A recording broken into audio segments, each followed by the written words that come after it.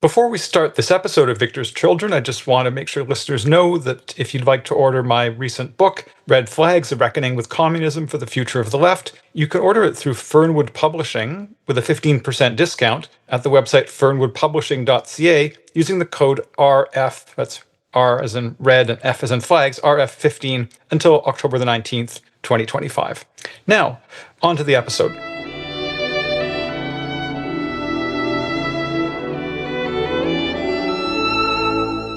Welcome to Victor's Children, a podcast from so-called Canada talking socialism from below. My name is David Canfield. I live with my partner and cat in Winnipeg, Manitoba, which is in Treaty 1 territory, the traditional territory of Anishinaabe, Cree, Ojibwe, Dakota, and Dene peoples, and the homeland of the Métis Nation. All those of us in the Canadian state who aren't Indigenous need to commit ourselves to the struggle against settler colonialism. Victor's Children is a member of the Harbinger Media Network, a community working to promote left podcasts in Canada. Check out the list of Harbinger podcasts at harbingermedianetwork.com.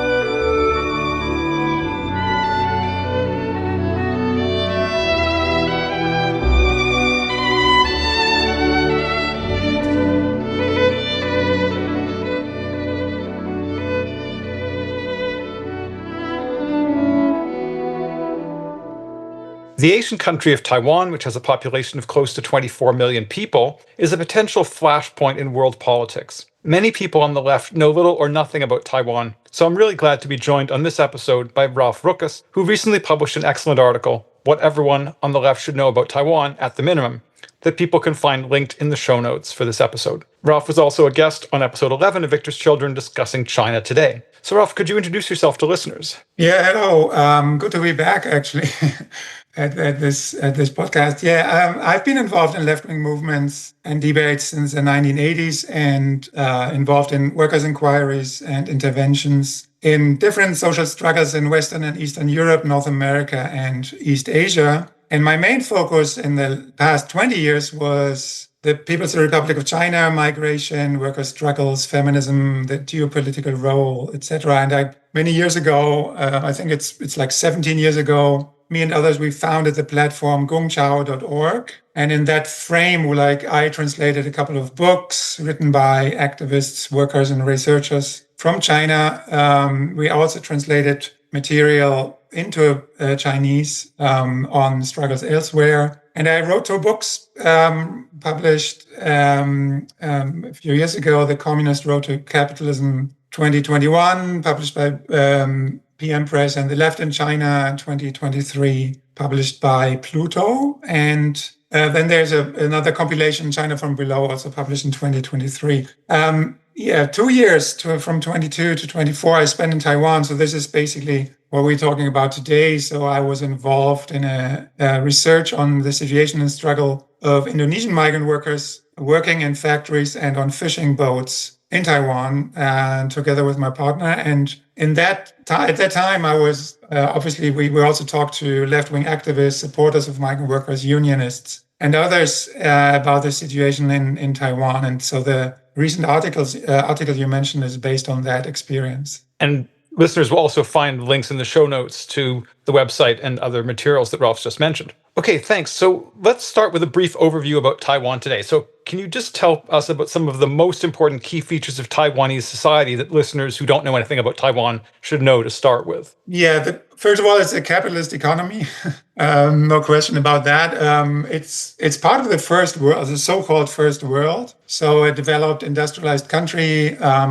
When you take the GDP, it's 776 billion USD. That's in 2024. So that's the 22nd in the world. And also using the GDP per capita, $31,500 it places it in the category of advanced economy. So I think that's the first thing. Then it's a parliamentarian democracy. So in many ways, kind of similar to Western democracies. And then maybe surprising to some, it's actually a multi-ethnic or multicultural population there. There are indigenous groups, 16 recognized groups. They make up about 2%, a little more than 2% of the population. And then you have a split in the kind of Han Chinese population, which is still valid in some way, although it's not as important anymore as it was like 50 years ago.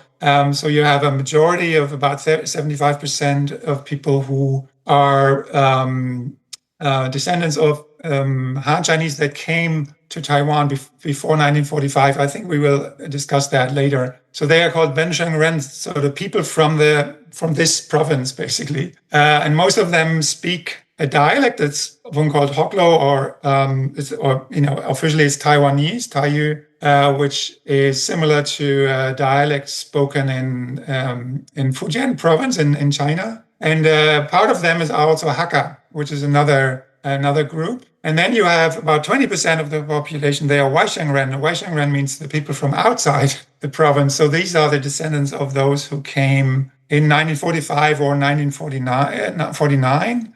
So more recent migrants from China. And then there are also, part of that group are also other Chinese migrants who came in the last decades. And then another group I will explain later are Southeast Asian migrant workers. And these are from Thailand, Philippines, Vietnam, and Indonesia. And they make up 3% of the population roughly, but they're all working. So, they are a much larger proportion of the workforce. And I think we get back to that also. That's helpful. Thanks. So a major reason for Taiwan's global importance is the relationship it has to the United States, which, of course, is still the strongest unit of global capitalism, even if the power of the U.S. relative to other states in the global capitalist hierarchy is less than it used to be. But also, of course, Taiwan has a very important relationship with China, which is a major and rising capitalist power. And as we know, rivalry between the U.S. and China has become more intense in recent years. And you've written that, in your words, the conflict about Taiwan as a military and economic asset has become more pressing for both sides. So let's start with the Chinese ruling class. How does it relate to Taiwan? Yeah, the most important fact is that the Chinese Communist Party, or CCP, claims Taiwan as a province of the People's Republic of China, which I would call China now to just make it simpler. Taiwan was a Japanese colony until 1945, and then was handed over to China by the Allied powers after World War II.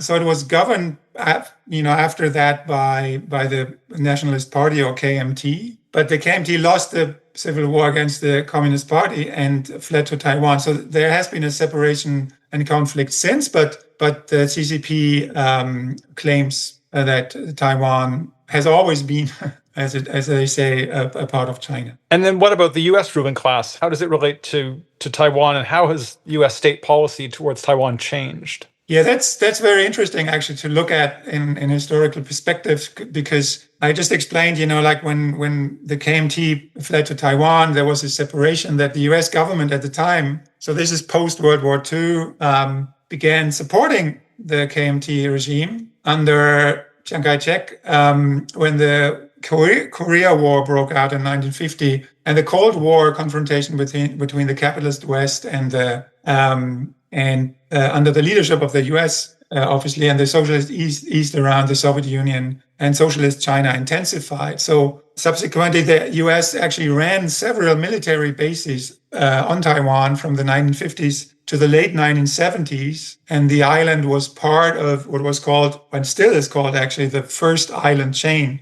of military bases that stretches from the north, like South Korea, all the way down to the south of the Philippines, and was supposed to contain the expansion or communist threat from the Soviet Union and China. And this policy of the US policy began to change. So this is a big date actually in the history of this, in the early 1970s. And the background of that is that the leaderships of the two socialist powers, the Soviet Union and China, had already gotten into conflict beginning in the late 50s. When that conflict deepened in the 1960s, there was even a short military exchange in the late 60s. And the CCP leadership actually, through the whole 60s, they were preparing for a two-front war. So in their basically eastern part against possible U.S. invasion, and northern western part against the possible invasion by the Soviet Union. So so they were pressured basically by both sides. And in the early 70s, the U.S. government under Richard Nixon, they itself obviously weakened by the apparent defeat in Vietnam, began to approach the CCP government under Mao Zedong. And so the governments basically of the US and China in the early 70s formed an alliance against the common enemy, Soviet Union.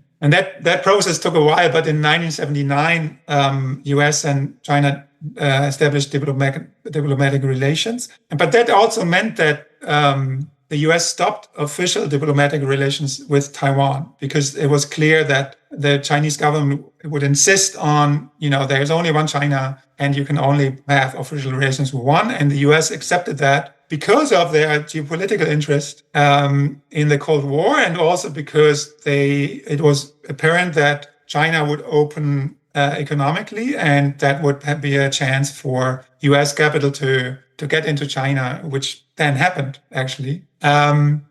But in 1979, at the same time, when they stopped diplomatic relations with Taiwan, there was a law passed in U.S. Congress called the Taiwan Relations Act, which obliged U.S. government, since then, has obliged U.S. governments to supply Taiwan with weapons to defend itself against a military attack. And since then, U.S. governments have followed a policy of what's called strategic ambiguity. So they, on one hand side, they left open whether they would intervene into a conflict. So if they just leave it open whether if China attacks Taiwan, U.S. forces would actually intervene. But at the same time, they threaten Taiwan that there would be consequences if Taiwan declared independence. So it's kind of a ambiguous policy, which is on purpose to basically keep the status quo as it is in some way or other, which is beneficial for U.S. imperial interest in the region, obviously. But it's interesting that, and there's a last sentence on this, in the past years, of course, China has become a capitalist rival on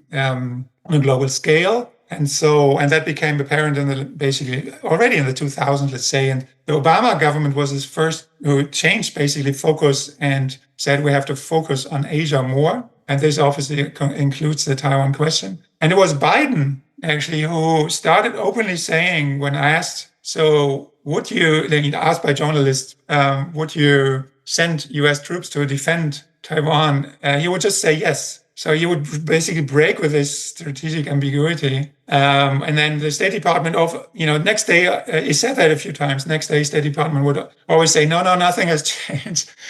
But but he said it more often. And so it's obvious there has been some change. And with the Trump government, it's not so clear, but Defense Secretary Seth has repeatedly also said basically similar things to what Biden said. And, Trump hasn't been so clear yet, but let's see. It's fairly clear that actually, there are a lot of differences between the Democratic Party and the Republican Party.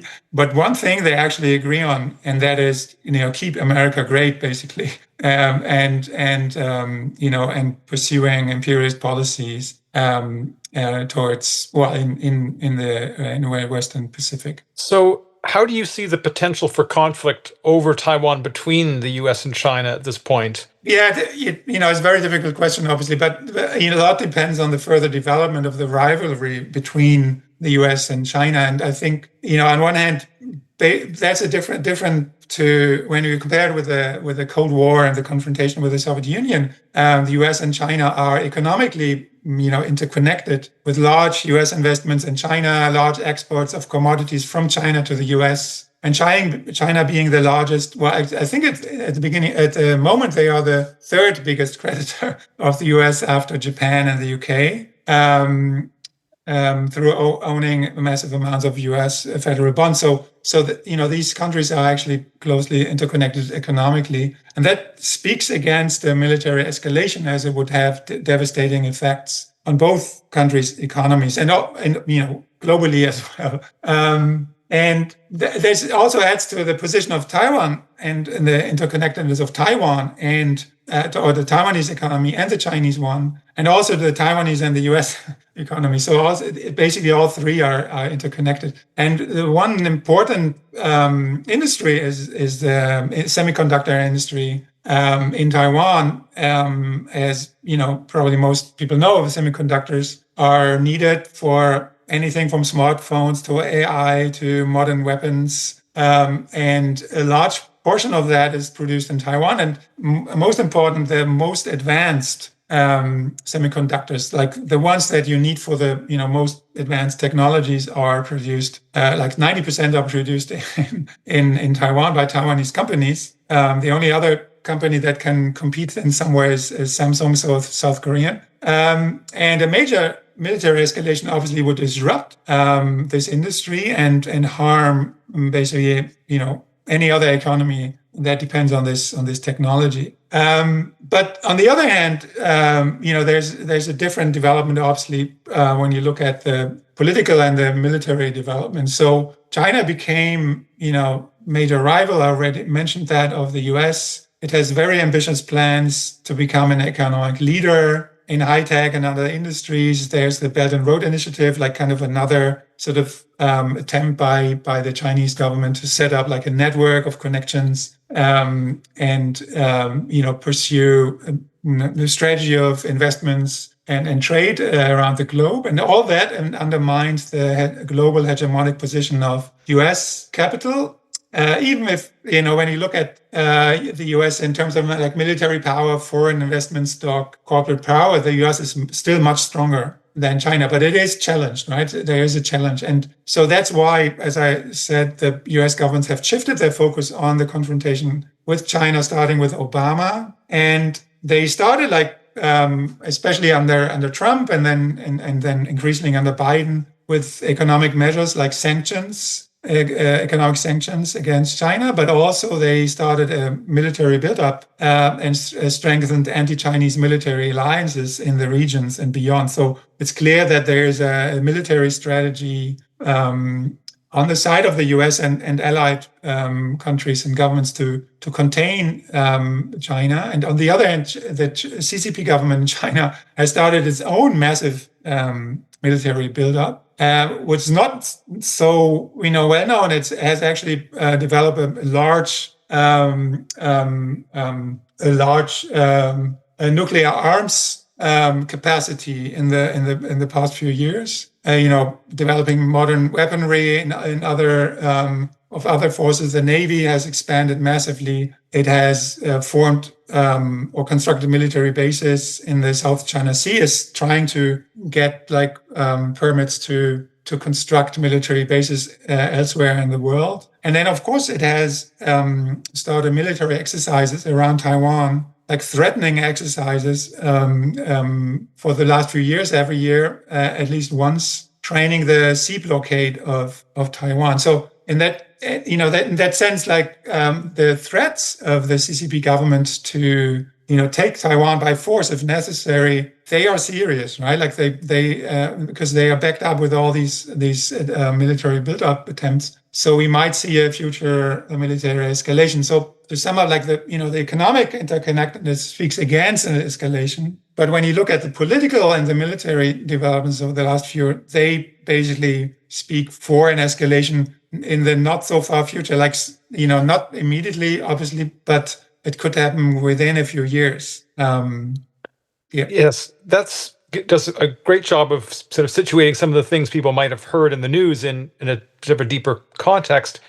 I'd like to now go back into the history of Taiwan, and we can just cover a lot of ground in not very many minutes, but just to give us some sense of how the society that exists today came to be the way it is.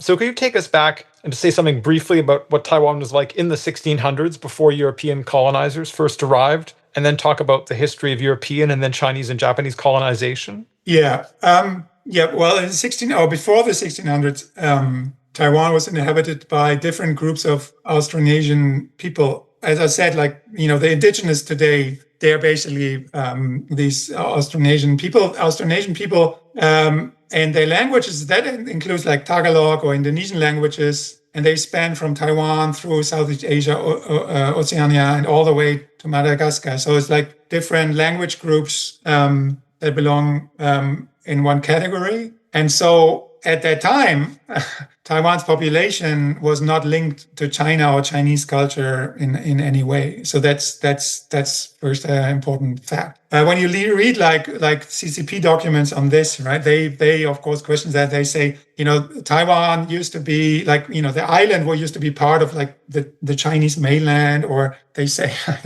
even these people, they all came from China at some point. I mean, these are theories, but when you look at it doesn't make sense to look back like 20,000 years. But if you look back like sort of the last century, it's very clear there was no connection at that time, except for few like pirates or merchant or whatever who crossed over the Taiwan Strait.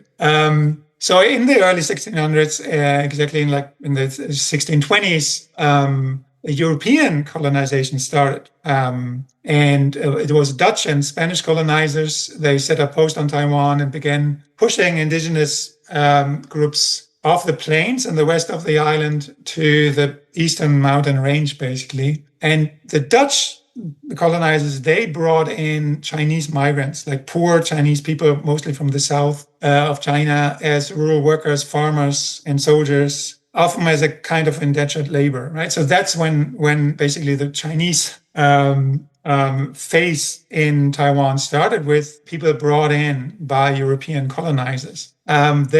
These European colonizers were basically pushed out by forces aligned to the China's Ming dynasty in the mid 1600s, and the Ming forces were pushed out by the Qing dynasty. So there was a dynasty change in China at the same time. And so from the late 1600s, Taiwan was basically a Chinese colony.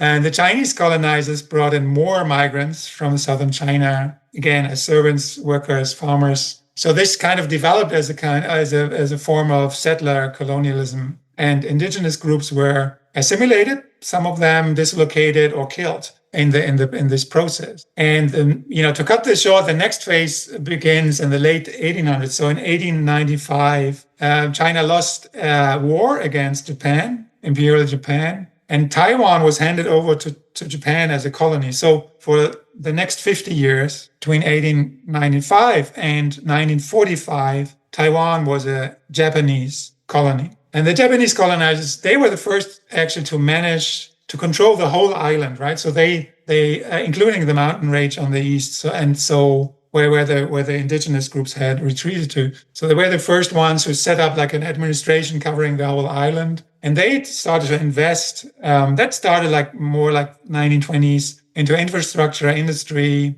etc., to develop Taiwan into an outpost of Japan's rising capitalist forces at the time. In the 1930s and 40s, so that's before and during World War II, Japan's leadership increased investments and made Taiwan part of the war economy or war machine for its military campaigns in Southeast Asia.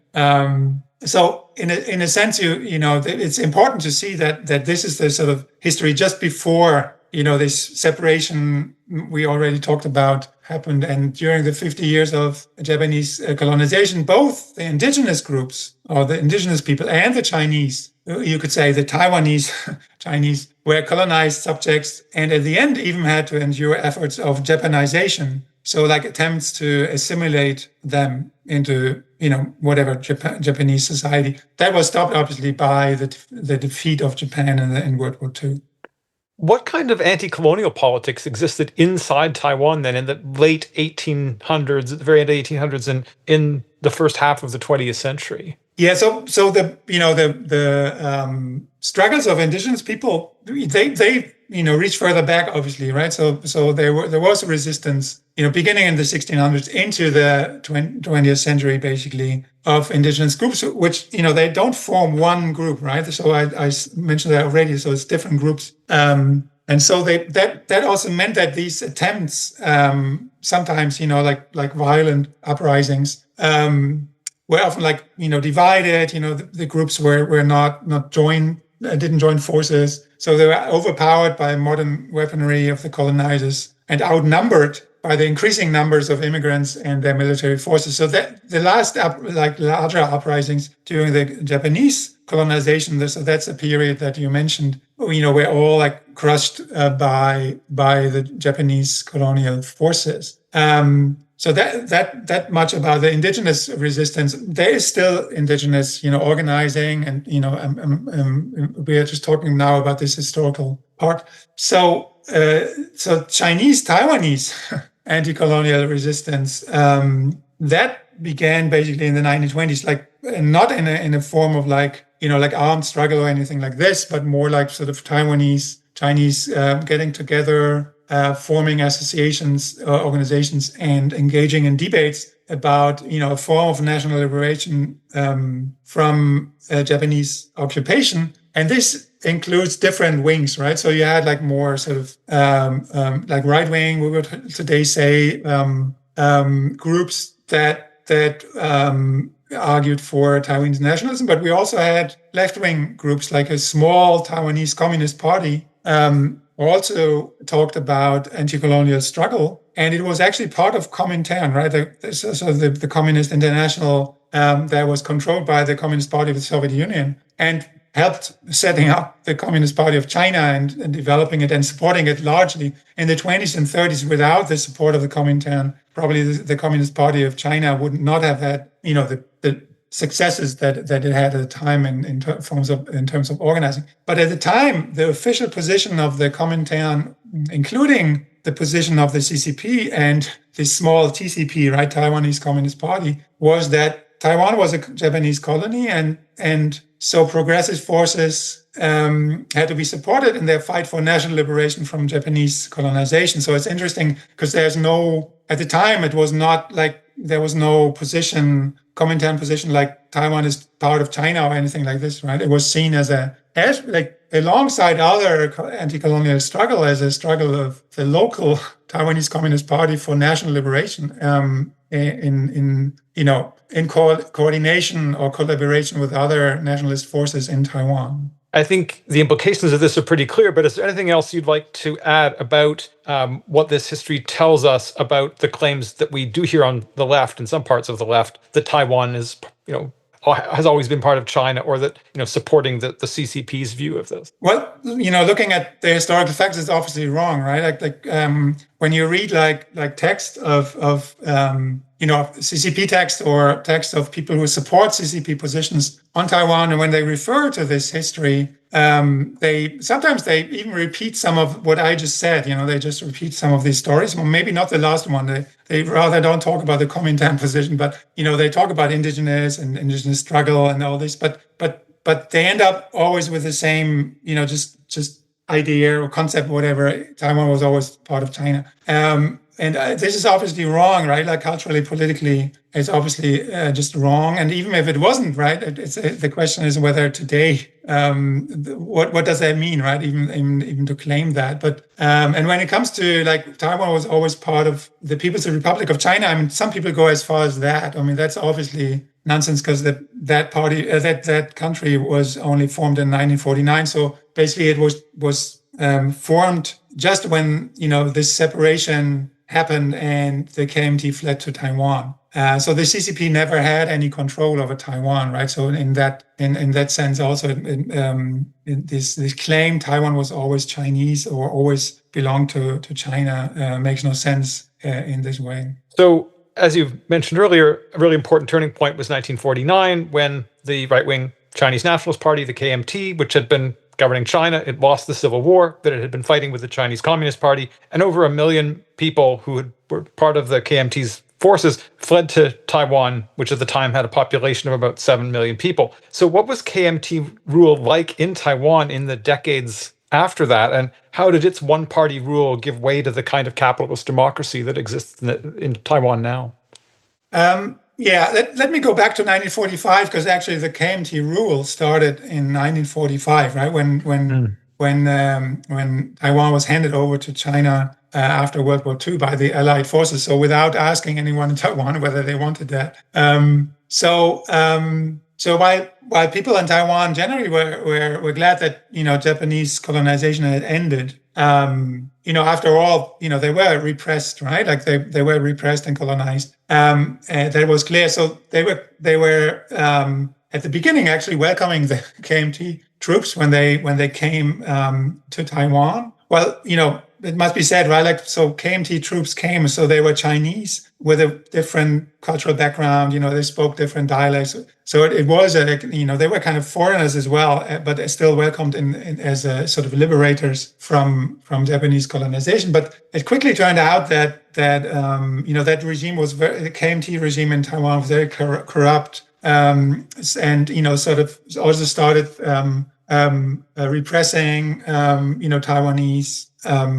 There were like first protests, etc. So all of it escalated in 1947, and this is for Taiwanese nationalism. This is an important date, but also I think for Taiwanese history and general. So there was an uprising in February 1947 with a confrontation between Taiwanese and KMT Chinese. Taiwanese protested. Some armed themselves. So there were actually fights and struggles in different parts of Taiwan. The KMT brought in new troops from China and crushed this uprising, which was basically against KMT rule and corruption at the time. And but then the KMT also used that occasion and started killing thousands of people all over Taiwan, and many political leaders, intellectuals, professionals, people that in the view of the KMT could possibly lead more uprisings in the future, or maybe like a nationalist movement or anything like that. So they were basically eliminated by KMT forces, just killed, outright killed. And that, is an important reference point. There's a museum, if anyone has a chance to go to Taiwan, to Taipei, there's a museum just on that uprising in Taipei that's worth looking at. So that is in the history of Taiwan an important date. In 1949, so when the KMT fled to Taiwan, basically it wasn't just soldiers, right? They brought in the whole administration of the Republic of China, right? So the government of China, they brought in many soldiers. So it wasn't just like sort of the upper class and the ruling class, but there were also many proletarians that among these 1.2 million people who came over or fled to Taiwan in 1949. It's very interesting. Just a small anecdote. So if you go to Taipei, most of them actually settled in the north of the Taiwan island. And if you go to Taipei, you actually, until today, you see like certain parts of town where, the poor part, the sort of the proletarian ex-soldiers, rural people who came over with the KMT settled down and built like shanty towns, right? And sort of slum areas. And it's interesting, of course, then today, there has been some reconstruction, but you can still see some of these areas where these poorer parts of the this whatever KMT contingents that came over lived at the time. Just a small anecdote, but in that period, so after starting in 49 with the declaration of martial law or state of emergency until the late 80s, the KMT government in a very authoritarian way. So it was basically a dictatorship under Chiang Kai-shek, the leader. And they repressed any opposition, whether left-wing opposition. At the beginning, they crushed like sort of communist organizing on Taiwan in the 50s, or whether it was like nationalist Taiwanese or any other opposition was basically crushed. So it's one aside like South Korea or other places, like one of the basically military dictatorships at the time. And it was also a phase of kind of a new colonialism. With the KMT leadership basically taking most of the leading position in the economy in the state. So they were like these Waishang Ren, right? Like, so the newcomers who took over most of the leading positions, while the Benshang Ren, like the Taiwanese, the Chinese that had been there before, were discriminated on the labor market, on the housing market. Their language, Taiwanese, was banned in schools, etc. So it's all these that kind of forms that you see as part of colonialism existed at the time. Taiwan was still, like the KMT, still called, and it's actually called this name until today, it's the Republic of China, right? So for the KMT, they were the government of the whole of China and not just Taiwan. And another anecdote, so they kept like the parliament in Taipei for the whole of China. So there were no elections, but you had like sort of representatives from each province in China. And they got older and older. So it was basically, after a while, it was like a parliament of like really, really old men. So they kept that throughout this time. Okay, this came to an end basically starting in the late 70s. You had resistance. You had a resistance on and on. During this time, obviously, there were also like workers organizing in some form, of course, with limitations. But in the late 70s, you had like more, organized by intellectuals, labor activists, and others, many with this Benchongren background. And that resistance was mostly like repressed, but they couldn't completely get rid of it. And now you have to understand that at this time, 1979, the KMT had lost the support of the US, right? Like sort of they had cut diplomatic relations. So in a way that really weakened that regime. Chiang Kai-shek had died, his son had taken over. So basically it was a weakened regime. And that partly explains why they, slowly gave in to, this pressure from below for reforms. And in 1985, the opposition dared to form a party, the Democratic Progressive Party, DPP, that still plays a role today, obviously. And in 1987, the KMT stopped or ended the martial law after nearly 40 years. It allowed other opposition parties and initiated basically a democratization process with first elections of the parliament in 92 and first presidential elections in 96. So, of course, this whole process wouldn't have happened without continuing pressure from below, like sort of movements. In 1990, they had a very larger popular movement by students. So they demanded democratic freedoms. Again, alongside similar processes that we saw in South Korea and China and other places as well at the time. And so without that pressure, probably these changes wouldn't have happened. But there's also, a part where the KMT tried to orchestrate the democratization process from above, right? So that also explains why the KMT was able to transform itself and stay in power basically at the beginning and getting into power again later through democratic elections. So now we have a official political sphere dominated by two parties, right? The DPP and the KMT. Anything else that people really should know about that sphere of official politics today? Yeah, maybe a few more. I can say a few more things about this. I think it's important to understand that this is not like a left party versus a right-wing party or anything like this.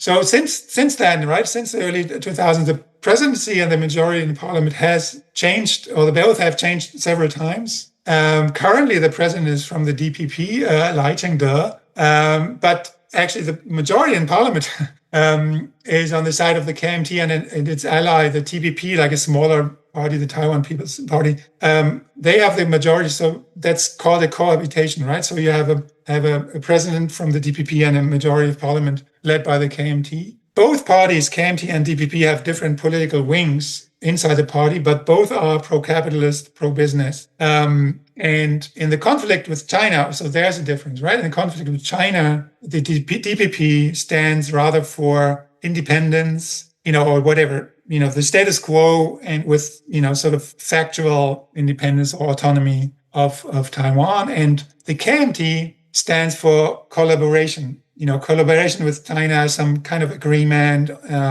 like negotiation. So the KMT does not stand for unification under the control of the Communist Party of China, right? So that's very clear. But they're still like, they see themselves as Chinese. And they obviously, it would be an illusion to still claim that the KMT could rule the whole of China, but they are, basically arguing for some form of collaboration. How that is discussed in Taiwan is a different issue, right? In Taiwan, it's just independence and unification, right? So it's often very, it's very, very tense that and also like very rigid, that division, political divide, and the the way this conflict is carried out is very aggressive in many ways. You would wonder, including like the occasional physical fights in parliament between these two groups. So important, maybe as a last comment on this, like the DPP represents rather the interests of the Benchangren, right? The people who had already been in Taiwan in 1945 and their descendants, and most, and that also means their political power is in the south of Taiwan, and they represent the capital faction linked to Taiwan soil, right? So they're basically representing the part of capital that's active mostly in Taiwan itself, and the KMT represents rather the interests of the Waishengren still, although of course they have support from other people as well, and they represent rather the capital faction that has heavily invested in China. And I think we come to that in a minute, why Taiwanese capital has been investing in China so heavily. That's a nice bridge to the next question I wanted to ask you, which is about capitalist development in China and how that unfolded between, say, 1945 through into the 1980s. Yeah, I found that fascinating, right? Like reading about this history. Starting again in the late 40s, early 50s, right? So Taiwan was poor, right? Despite the Japanese industrialization, build-up of infrastructure, I mean, that was still kind of limited. Some of that was also destroyed, obviously, in the Second World War. So Taiwan was a poor place. Most people still working in agriculture. But then in the 1950s, the KMT didn't just enjoy military aid from the side of the US, but also economic aid. So it's similar to basically a Marshall Plan, a support for Europe at the time. US capital also, US government supported the KMT regime economically as a front state. So similar to Germany, for instance, as a front state against the communist threat. And in that decade, the 1950s, the states mostly supported industrialization as a form of import substitution. So this is very similar to other like post-colonial countries at the time. So first of all, it was like we built like sort of consumer production or consumer good production or investment goods as a form of import substitution. So we're not so dependent on imports from outside. But they switched that in the 1960s. And basically Taiwan is among the places where they invented basically modern globalized economy in a way, of course, in collaboration with capitalist forces in the US and elsewhere. So they set up special economic zones and attracted foreign capital, mostly from the US and Japan, other areas, and engaged in contract manufacturing of consumer goods, like labor-intensive consumer goods, toys, garment, electronics, etc. I remember when I was a child, actually, a lot of garment or electronics had a sign "Made in Taiwan." It's very rare today, but we come to that, why that is. But it was very common at the time, "Made in Taiwan." These new factories, world market factories, you could say, were supplied by many small, medium-sized enterprises, often family businesses, or so-called living room factories. And the majority of the workforce was female, right? Female workers exploited in these world market factories and the living room factories. Many of these female workers from the countryside, so young women. So something that was repeated later in China, or happened at the same time in Latin America, in the maquiladoras, also happened in Taiwan. It's interesting. There's a museum in Taiwan that describes kind of the history of Taiwan, and they actually have a section with a living room factory. So it was actually like a cultural, like important culturally, right? To sit like women sitting on the living room table or a kitchen table and like assembling small parts, right? So this is something that you come across in the sort of cultural memory or memory of the people there. So Taiwan became basically one of the Asian tiger states, right? So South Korea, Hong Kong, Singapore, and Taiwan, all kind of authoritarian regimes, establishing this kind of like contract manufacturing for global brands, for transnational companies, but at the same time managing to create economic growth and step up, right? Like move up the ladder and becoming like sort of like, let's say, wealthier countries in the process. And then through that period, there was worker organizing, and you mentioned earlier about Indigenous people's ongoing struggle. Can you say something about what form worker struggles took and Indigenous and women's organizing was like in the run-up through to the end of the 80s? Yeah, so in the late 80s, well, throughout the 80s, let's say, and into the 90s, of course, there was this loosening of repression, like the democratization process. And of course, very different groups, workers and others, were part of the sort of creating this pressure from below, right? Like pushing this process from below. And they used that space to organize and organize, set up organizations, but also protests. And so there were more worker strikes. Workers set up like independent unions. So there was a union.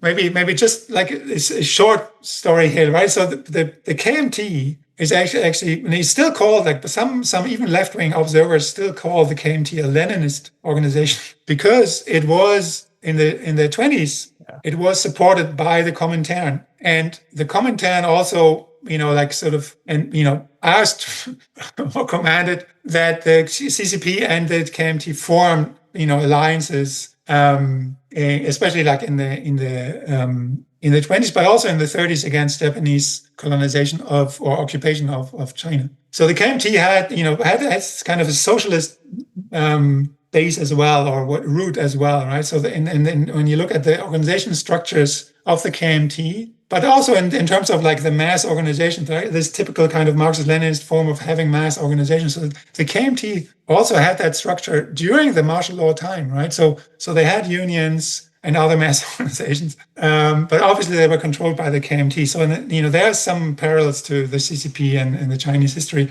Without saying that the KMT was socialist, obviously it was not, but some of the organizational structures are similar or have been similar. So workers in the 80s then, outside these KMT-controlled structures, managed to form their own organizations and organize struggles. In the 80s, 90s, also, other social groups managed to set up organizations, feminists, LGBTIQ plus activists, and other groups. So they started basically. It's not that these groups were kind of became dominant, right? But they managed, similar to other places, they managed to conquer certain grounds and enlarge the space they had, and start like campaigning and forming movements to a certain extent. The indigenous groups also used that space, obviously. They were also repressed during the martial law time. They demanded recognition of their rights, the end of racist discrimination, improvement of their situation. So there's a small part of the population, right, like around 2.5% today. And then they are split also, as I said, in different groups. But what's important is that all of them face racist discrimination and a lack of recognition. They have a hard time, finding certain jobs. They are discriminated in many aspects throughout Taiwanese society. So they started organizing as well. But having said all that, right, like all these groups, including the workers, which were probably had more bargaining power than the other groups. They fought for improvements. They gained some improvements, but it didn't mean that the exploitation or sexism, homophobia, all that has ended. And of course, it has not. So we have to always put that in perspective, especially with these stories about currently about Taiwan being the only country in the region recognizing same-sex marriages, etc. Right? So the homophobia has not ended, and it's basically culturally it's quite conservative as a society, and also like situation of women. Of course, there is a feminist movement, and women have fought for improvements, but it's still patriarchal society. Okay. How has capitalism in Taiwan then changed since the end of the 80s? And what has that meant for working class and oppressed people in the more recent decades? Yeah. So, I just explained like how workers were managed to, like protest and fight for higher wages. So throughout the process of like industrialization, starting in the 60s, obviously workers learned, to deal with the situation and their bargaining power improved. And what's especially important in the 80s that the women young women who had, been the main workforce in these work market factories, they just refused to work for low wages or refused to work in factories at all at the time. And so it was increasingly difficult for Taiwanese capital to compete on the global market because, basically their cost of production had increased.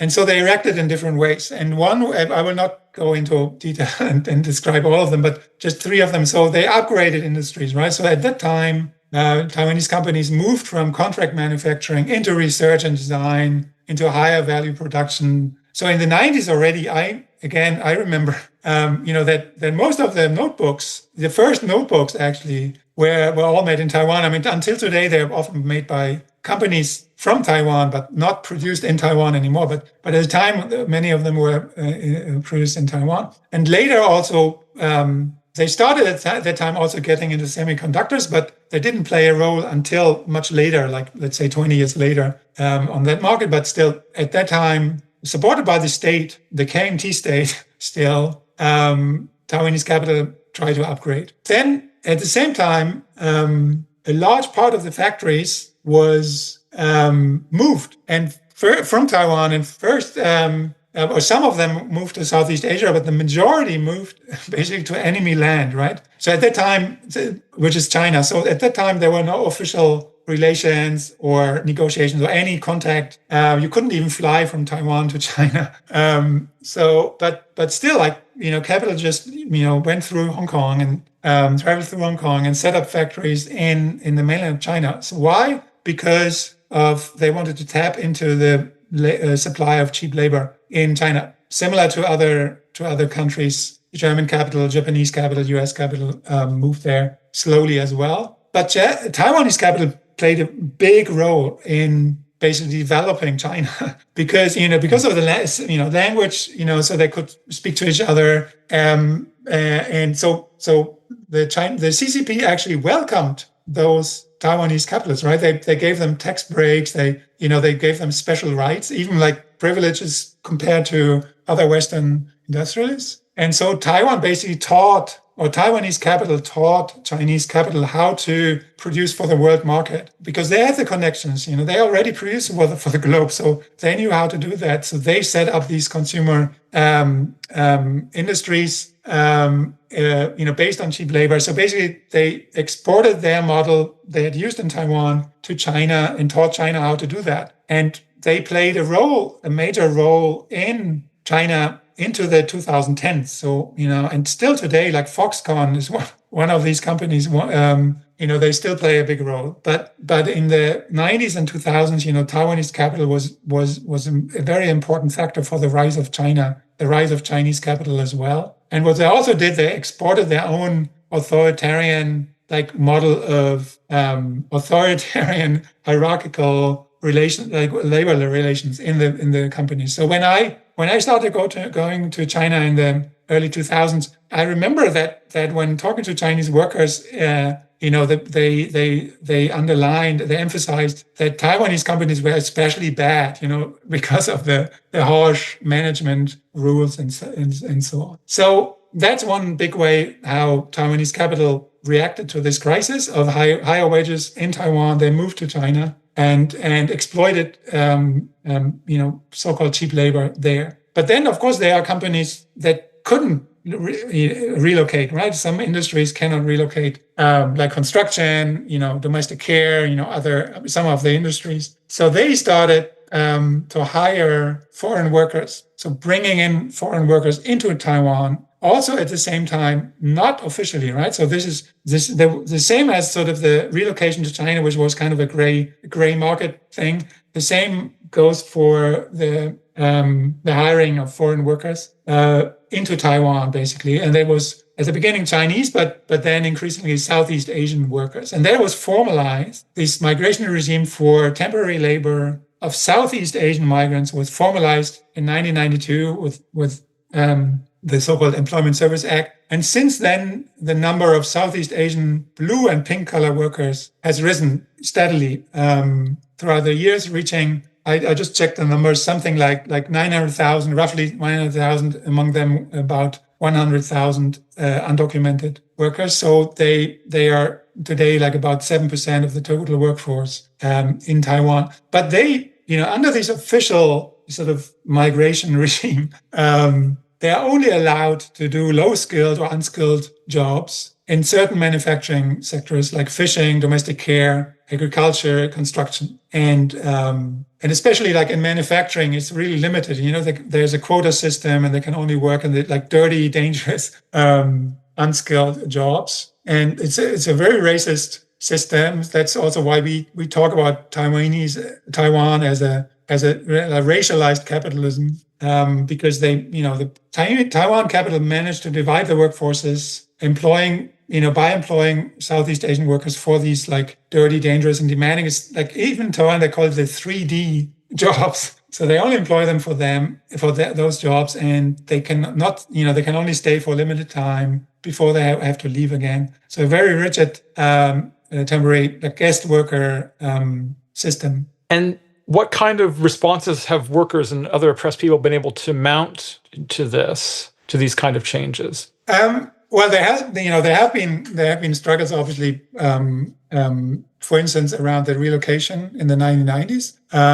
So basically, the peak when you talk to like labor activists or unionists today in Taiwan, what they describe as the peak of the Taiwanese labor movement, that was the late 80s, early 90s, right? So when they kind of were strongest, when they had this like kind of impetus from democratization process and forming new autonomous organizations. So that was the time when they were strongest. Then they were basically weakened by relocation and also by the employment of Southeast Asian workers and the division. But there was another kind of smaller peak in the 90s, late 90s, with struggles against relocation. But it's clear that the labor movement and class struggle in general was weakened by these processes. And for instance, you can see that the wages in Taiwan, I mean, for the development, the advanced economy of Taiwan, when you look at the wages, they're fairly low compared to like other countries. Working hours are really long, conditions are pretty bad. And there also have been other like changes, right? Like sort of housing became really expensive in many places, especially in the capital. So young people can't really afford housing in the city anymore at a young age, at least. It's the white collar job market is very competitive, more difficult to get in. I mean, these are all like processes you see in other countries as well, like China or Europe, North America, right? So it's harder to step up. The sort of the next generation, the young generation, their conditions are worse than their parents' conditions. So something that was different from the parents or grandparents, right? They also believed in improvements. So you have that situation in Taiwan too, that for the young generation, it's economically it's getting more difficult. And for other struggles, I think in general, like of course there is like certain space to organize. Like when you compare it like Singapore or you compare it to China, obviously. They like you can form groups, you can have like open debates and stuff like that. But the left or like sort of the sort of the protest culture and stuff that is fairly weak. It's fairly contained. I don't want to be too pessimistic or too negative. I spend time in this sphere, and of course it's good to see these people, like being active and doing stuff. But in general, the left and these like kind of social movements are fairly weak. With few exceptions, I would say, like over the years, there has been an anti-nuclear movement after Fukushima that led to the end of the nuclear power stations. And for instance, and of course, we had the sunflower movement. Maybe we come to that later. So there were some popular movements, but they didn't bring about like bigger changes to the basic like sort of capitalist patriarchal structures. You mentioned the sunflower movement. Maybe we could just say something about it now. Yeah, I'm quite critical actually. Like when I wasn't in Taiwan at the time. I was in Hong Kong, because at the same time you had movements, umbrella movement, other movements in Hong Kong. But this is 2014. Yeah, it was 2014. It was a massive popular movement, and started by young people, but basically involving whole, like all sections of the population. And it was against, basically at the time there was a KMT government under President Mao, and he had already made an agreement, a trade agreement with China a few years earlier, and wanted to make a second agreement that would have allowed Chinese companies, especially like service companies, to invest in Taiwan. So there was a fear, like a popular fear that Chinese companies would, kind of come over and control the Taiwanese market or something like this. So that, like created. Well, that was answered by young people. Basically, they occupied the parliament for a while, staged like a square occupation, basically like massive demonstrations over a period. And but what I think is important to stress is that it was based on, one side, it was of course a critique of the KMT government, that wasn't openly sort of talking about what they would actually agree on. So it was basically about like a more open, transparent government. So there was a kind of a critique of the form of governance that is part of these movements, or was part of that movement. But at the same time, it was nationalist, right? Like it was against Chinese influence, but not, it wasn't like saying, well, we are the people in Taiwan, we are the working class or anything like this, and we want a different society or whatever. It was more just like defending, sort of the country, Taiwan, against the Chinese influence, basically, right? Like, so some people involved in that movement will probably protest now because there were so many different aspects of that movement that I can't really address, indigenous people involved, so all kinds of like labor people. I mean, so they had their own feminists, they had their own agendas, obviously, but what it came down to was basically like a form of support for Taiwanese nationalism. And I think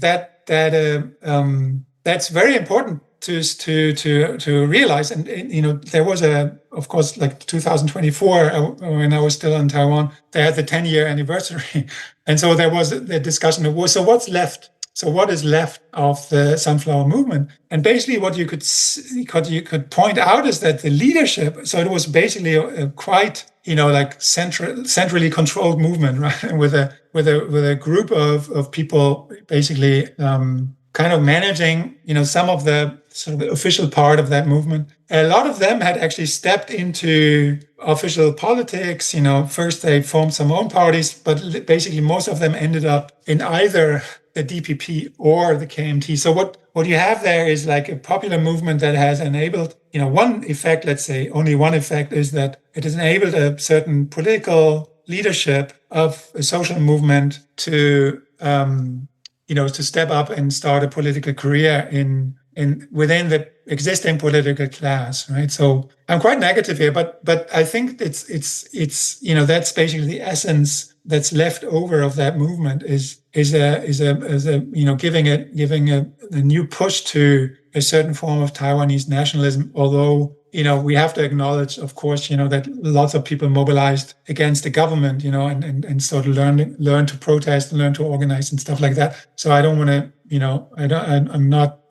I'm still acknowledging that, but the political impetus was, in my view, one supporting Taiwanese nationalism. Could you say a little more about Taiwanese nationalism and how you see the politics of that? Yeah, as I said, like it's interesting, when you look at the history, which is actually discussed in Taiwan at the moment, right? So there are references to the 1920s and sort of the birth of Taiwanese nationalism against Japanese colonizers at the time. Although the Japanese part is not emphasized so much today, it's more like sort of the Taiwanese identity. So basically, a narrative, a nationalist narrative. That wants to prove that there is a Taiwanese-ness, right? There's a Taiwanese identity, that Taiwanese are not Chinese, they have their own nationality. So very similar, in the construction of what a nation is imagined to be, let's say. And of course, that now we still, as in the beginning, you have like sort of a more left wing progressive version of that, sort of mixed with like anti-colonial arguments at the time, against Japan, but today against China, right? So there isn't, especially also the nationalism that came out of the Sunflower has this sort of anti-colonial argument of we have to defend our self-determination as a nation against China, and we are not Chinese. We are, we are different. We're Taiwanese. So the interesting part is that, of course, that nationalism born in the 1920s was repressed during the KMT phase. As I said, the KMT claimed to be Chinese and still governing all of China, so they opposed that. But at the end of the KMT rule, the last president, Lee Teng-hui, he actually followed Chiang Kai-shek's son as a president. So he was made president basically by through just top decision. But then he also ran in the first election as a president, and he won. And it's interesting because he was a KMT. He was from the KMT, but he actually supported Taiwanese nationalism in the 90s, and so he got into conflict with the KMT structures. And of course, he also came into conflict with the CCP, but he supported some form of KMT nationalism. And of course, then the first DPP president, Chen Shui-bian, he was president 2000 to 2008. He basically followed a Taiwanese nationalist program, as do the later DPP presidents, Tsai Ing-wen after 2016. So she came to power after the Sunflower Movement, when people were really sort of, so she used basically that impetus, that push for Taiwanese nationalism, and won. And she was in power till 2024, and then followed by her former vice president. So, and they of course have this, they call, they ran the last election campaign as like Team Taiwan. And so it's all about like sort of, supporting some kind of identity and sort of nationalist feeling of being not Chinese, but being Taiwanese, and also like against the KMT, so it's like, he's like sort of in between, the KMT is not like, of course they support some kind of, like sort of Taiwanese interests today, right? So they cannot still follow these like earlier policies, we want to rule all of China.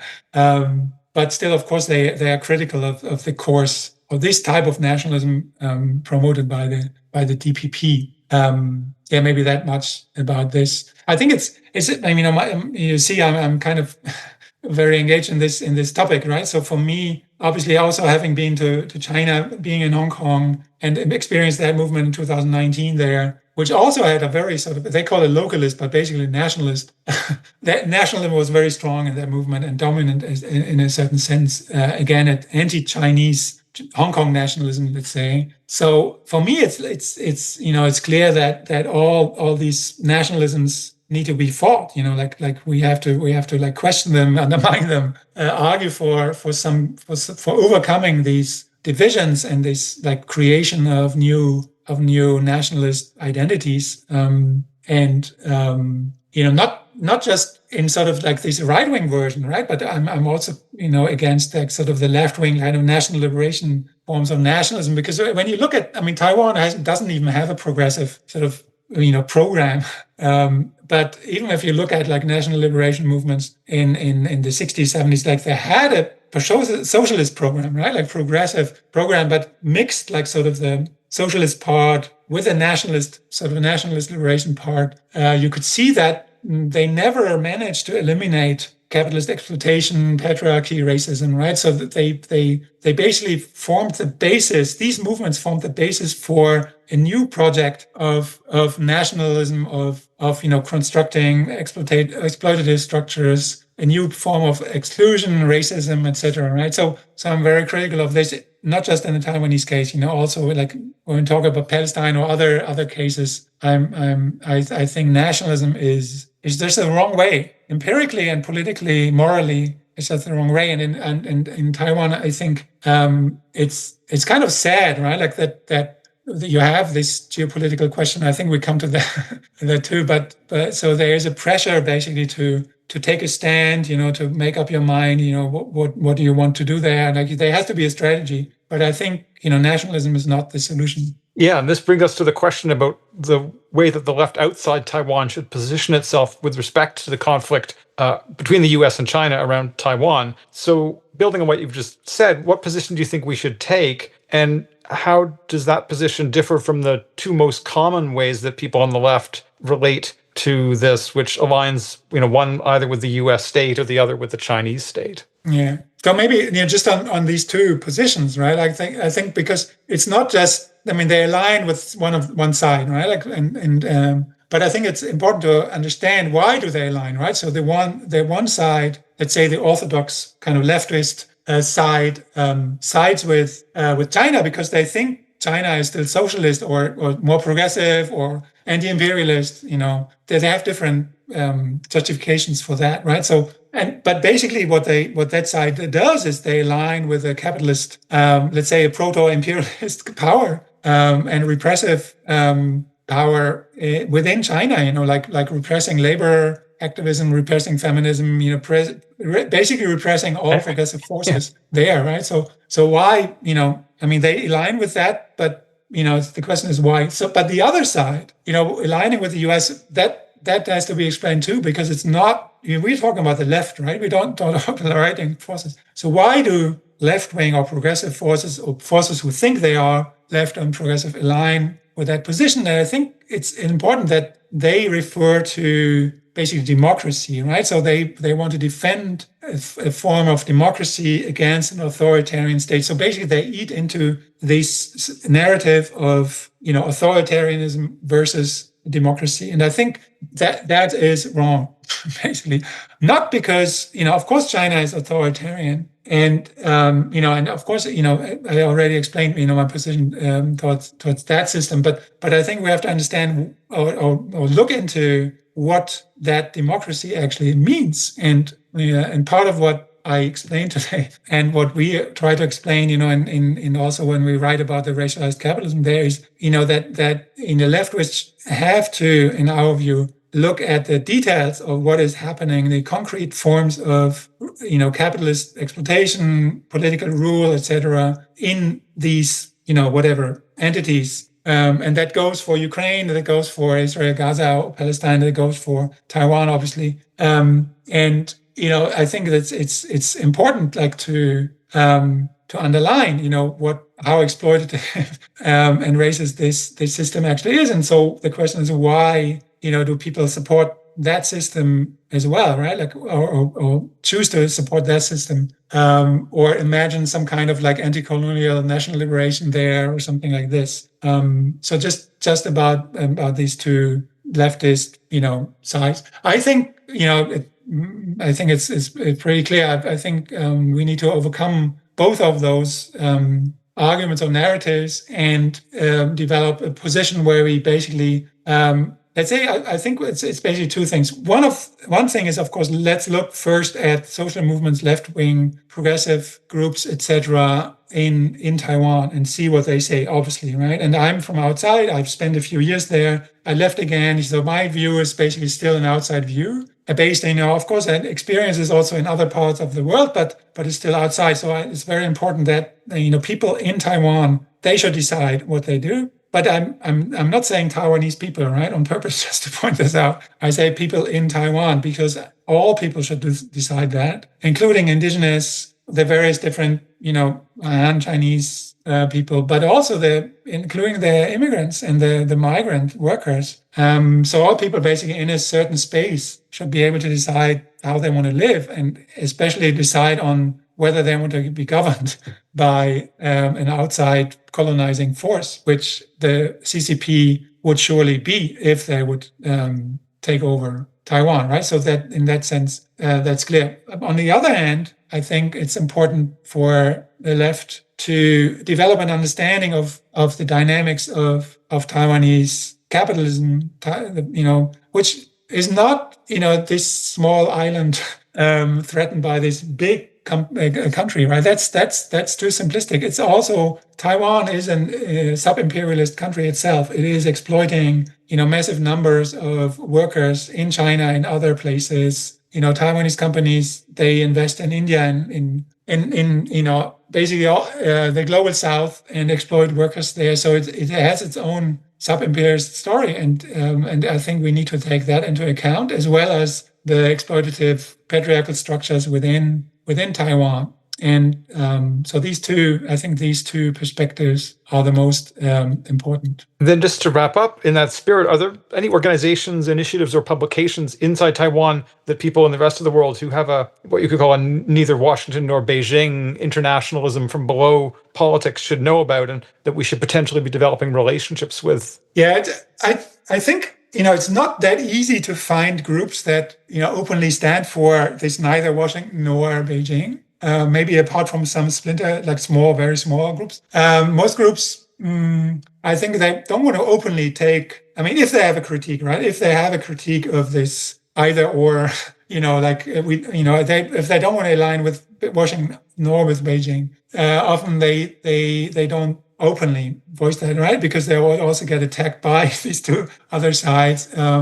And also then, many groups, I think they are like, the membership or the people engaged might also have different opinions. So some groups even avoid, sort of openly debate that or formulate a position, because then the group wouldn't function anymore, right? Especially if you you want to engage in feminist struggle, or you want to engage in sort of similar sort of movements, then in the Taiwanese context, sometimes it's better to not address this issue, because otherwise we might, break up the group in that way. Still, having said all that, there are a few groups that I think would be worth checking out, and they all have web presence, so you can find them and see what they do. The one group that we met and we interviewed them and we learned from them about conditions, especially of migrants, is TIWA. TIWA is a Taiwan International Workers Association. So it's kind of an activist group, but also an NGO, and they support migrants against employers, agencies, the state, but also they support the self-organization of migrant workers in Taiwan. So through them, it might be also possible to meet some of the self-organizations of migrants in Taiwan. And there's a second group, SPA, Serve the People. That's kind of similar. They have some difference, but in general, they have kind of similar positions and similar activities. And then there's New Bloom. That's actually a collective that came out of Sunflower in a way, and sort of left-wing progressive people, some with also having background in the US and actually sort of being Taiwanese Americans. And they have a space in Taipei, and they also run a website, and so you find different opinions there. So So I'm mentioning that because I think it's interesting, and also they provide a lot of material in English, so it might be interesting to check out that. And there's different media projects, sort of alternative, progressive media initiatives. Beside New Bloom, I just mentioned one, the Events in Focus, Tiandian, Shidian. So that might be worth checking out. There's a range of LGBT IQ plus groups and feminist groups that I think you can just find on the net. But definitely that's one thing to check out. Also, for instance, there's the huge demonstration every year of the LGBT groups that might be worth checking out if you have a chance to ever get there. And then there's one initiative recently. So it's hard to find many groups that actively engage in this sort of U.S.-China confrontation. But there's one group I haven't really talked to them much, but I just saw that they organize a camp again in September. So they're basically called Peace at Sea, and the camp is called 2025 Peace for the Sea Inter-Island Peace Camp. So they include groups from South Korea, Japan, Okinawa, Taiwan, who are quite critical about U.S. engagement. So the Okinawa explains that partly. So they are, critical of the U.S. Involvement in the region, and they try to organize a debate on that. And I don't know much details, more details so you have to check out yourself. But just like that as a first list of some groups and initiatives that might be worth checking out. I'll put the links to those in the show notes. Thank you so much for all this, Ralf. Yeah, thank you for having me again. It was a pleasure. And thanks for the good questions.